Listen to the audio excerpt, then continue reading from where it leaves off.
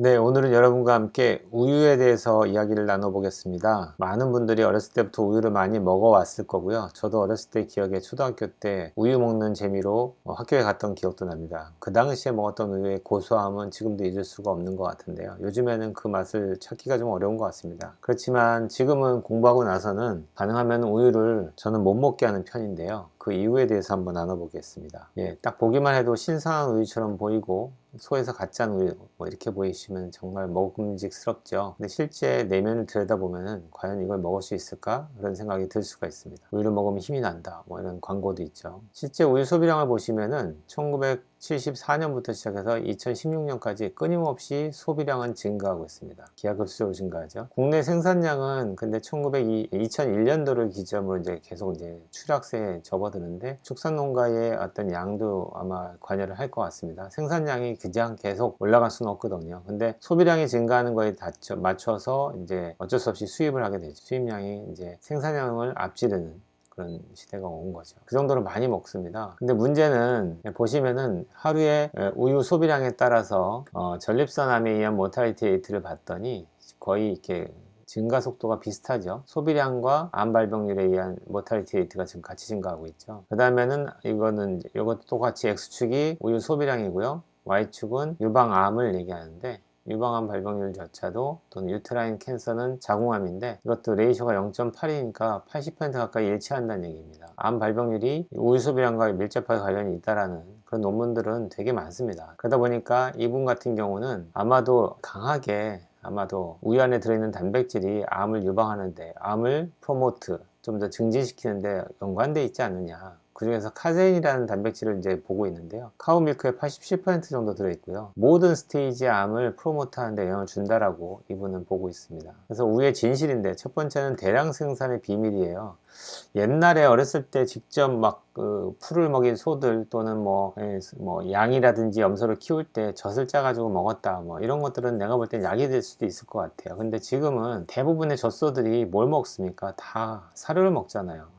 더구나 GMO 사료를 먹는데 그걸 먹고서 만들어낸 우유가 과연 좋을까요? 더군다나 이 호르몬 보시면은 우유가 만들어지는 게 그럼 엄마들이 계속 젖이 나오나요? 그렇지 않죠. 아기를 놓고 나서 아기를 키우기 위해서 호르몬이 나오면서 그 우유를 만드는 호르몬이 나와야지만 우유가 만들어지는데 젖소 같은 경우도 다르지 않습니다. 젖을 짜기 위해서는 송아지를 놓고 송아지를 키우기 위한 어떤 호르몬이 나올 때나 생산이 되는데 그렇지 않고 1년 사시사철 계속 우유를 만들어야 되니까 그런 소한테 호르몬을 주지 않고서 우유가 만들어질까요? 그 다음에 항생제라든지 살충제 이런 것들도 당연히 넣을 수밖에 없어요. 왜냐면 엄마가 아기 하나 키우는 데 있어서도 젖꼭지를 물리면은 젖꼭지가 헐어가지고서 피도 나고 고름도 나고 그러는데 그걸 그대로 짜가지고 그냥 가공할 수가 없으니까 항생제를 쓸 수밖에 없죠. 이 가공 과정을 거치는 과정에서도 역시 또 변화가 생깁니다. 단백질의 변성도 생길 수 있고요. 그 살균 작용을 하면서도 우유 안에 들어있는 좋은 단백질들이 다 파괴가 되고 변화가 생깁니다. 그러다 보니까 알러지 반응이 더 심해질 수밖에 없죠. 그리고 사람들이 이 칼슘이 정말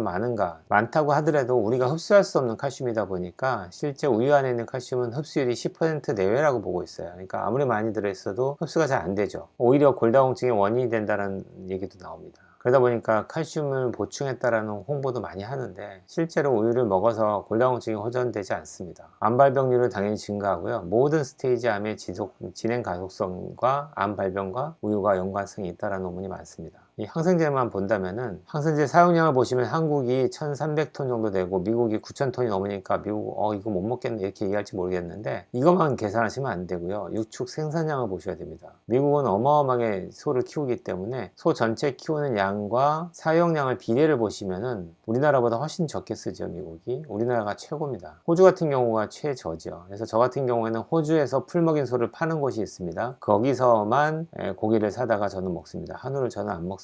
그래서 여러모로 봤을 때 여러분이 드시는 우유 한 잔에는 이 소의 애환이 담겨져 있죠. 그래서 지금 여러 가지 질환들, 알러지부터 시작해가지고 습진, 여드름, 관절염, 천식, 이리터블 바울 신드롬, 감염성 대장 증상, 여러 가지 것들이 우유와 관련이 됐다라는 논문이 많고요. 옛날같이 정말 우리 가축처럼 키우면서 집에서 한 마리씩 키우면서 자연에 나온 풀만 먹이면서 그렇게 자란 소들은, 거기서 짠 우유들은 저는 좋다고 생각해요. 그걸 로우 밀크라고 하는데, 미국 같은 경우에는 이제 로컬 시장에서 로우 밀크를 구할 수 있어요. 그럼 그렇게 드시는 분들은 저는 드셔도 된다고 얘기합니다. 근데 우리나라는 로우 밀크를 구할 방법이 없습니다. 그렇기 때문에 안 드시는 게 답입니다. 결론적으로 말하자면, 사람이 낳은 아기는 모유를 먹어야죠. 소가 낳은 송아지는 소젖을 먹어야죠. 이게 우유잖아요. 송아지 먹을 거 우리가 뺏어 먹으면 안 되죠. 오늘 여기까지 강의하겠습니다. 강의 잘 들으셨습니까? 제가 환자들한테 가능하면 우유를 못 먹게 하는데요. 그 첫 번째 이유는 우유를 만들어내는 원료가 문제이기 때문입니다. 옛날에는 소나 염소나 양이나 이런 것들을 가축을 키웠잖아요. 키웠을 때, 그때 당시에 제 어렸을 때만 해도 소를 키웠던 할머니 집을 어렸을 때마다 방학 때 갔는데, 그때 삼촌이 일어나서 제일 먼저 했던 게 새벽마다 소 죽을 끓였어요. 사람도 새벽같이 일어나서 밥을 안 차려주는데, 소를 위해서 그때 꼴을 배워서 다 풀을 배워왔던 것들을 솥에 넣어서 막 삶아가지고 소화 잘 되라고 막 그렇게 소를 좀 먹였어요. 그랬더니 그렇게 먹였던 소들은 잡아서 그 고기를 국을 끓여서 먹으면 정말 맛있죠. 그래서 옛날에 소고기국 하면은 정말 그 맛을 잊을 수가 없는데, 요즘에는 그런 맛을 내는 소를 본 적이 없습니다. 왜? 대부분은 풀을 먹이지 않고 사료를 주게 됩니다. 왜? 잘 크니까요. 빨리 커야지 빨리 팔아먹잖아요. 그러니까 소를 키울 때 사료를 줄 수밖에 없어요. 똑같은 만약에 풀을 주고 사료를 줬을 때, 풀을 먹인 소에 비해서 사료를 먹인 소들이 훨씬 더 빨리 큽니다. 거의 한 20-30% 빨리 커요. 그러니까 살도 찌고요. 그러니까 무게가 많이 나가야지 돈을 벌잖아요. 소를 키울 때. 그러니까 사료를 주지 않을 수가 없는 그런 구조를 만들었죠. 산업 구조 자체가. 그러니까 그렇게 사료를 주는데, 그 사료도 좋은 사료냐? 대부분 다 GMO 사료입니다. 그 GMO 사료를 먹여서 키운 소가 짠 우유를 아무리 좋다고 해도 그걸 먹을까요? 저 같으면 먹지 않을 것 같은데요. 그 원료가 좋으면은 저는 반대하지 않을 것 같아요. 그래도 로우 밀크라고 해서, 미국 같은 경우에는 로컬에서 정말 풀만 먹인 소에서 난 짠 우유라고 딱 라벨을 붙여서, 지역에서 누가 다 어떻게 키우는지 아니까 그렇게 해서 지역 시장에 나와서 바로 짜자마자 팔아요. 그럼 소독도 필요 없죠. 가져다가 바로 일주일 이내에 다 먹어야 되는 거죠. 냉장 보관하든지 아니면 끓여 먹든지 해서 일주일 이내에 다 먹도록 해요. 다른 가공 과정을 거치지 않고. 그렇게 먹는 우유들은 저는 먹을 수 있다고 생각해요. 근데 원재료 자체가 지금 오염이 너무 많이 돼 있기 때문에, 그 오염된 재료로 만든 제품, 더군다나 가공 과정을 거쳐서 여러 가지 단백질의 변성이 일어나고, 오히려 그 우유를 통해서 여러 가지 질환이 유발되는 그런 원인을 자기 몸에다 자꾸 테스트해가면서 할 이유가 하나도 없지 않습니까? 기왕이면은 안전한 제품 또는 확실한 제품 위주로 드시도록 노력하시고요. 가능하면 장이 안 좋으신 분들, 또는 면역에 문제가 있는 분들, 자가 면역이 있는 분들, 이런 분들, 특히 관절염 있는 분들은 절대 우유 드시면 안 됩니다. 일단 오늘 여기까지 공부하고요. 온 국민이 건강해지는 그날까지 닥터덕은 여러분과 함께 합니다.